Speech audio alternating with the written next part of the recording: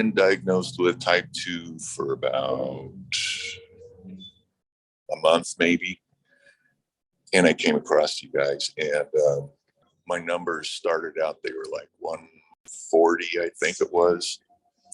So doctor put me on metformin, and that dropped it down. I was anywhere from, I had one time it was like 70 and as much as 120.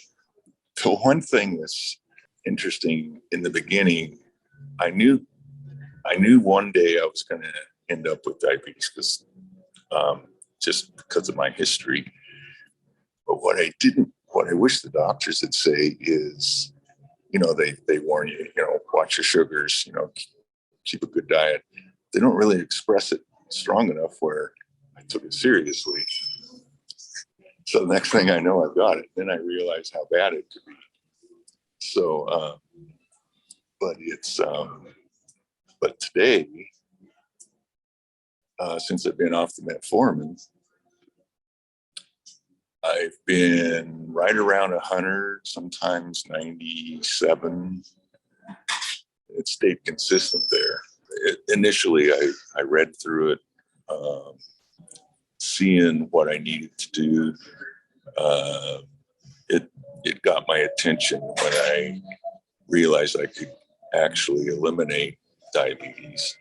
So I thought, well, that'd be great. I have very, very minimal sugars. Obviously, that's the biggest thing. There's more energy. I'm not fatigued. I haven't lost interest in things anymore, which the metformin was making those things happen. I was interested in changing my meds to something else instead of the metformin. And so I went in and I told him about some of the symptoms I was having.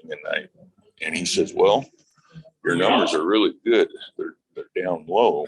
So why don't you try eliminating the metformin for a while?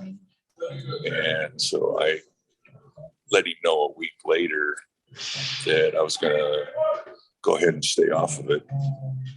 And he was like, okay. I feel so much better than I used to.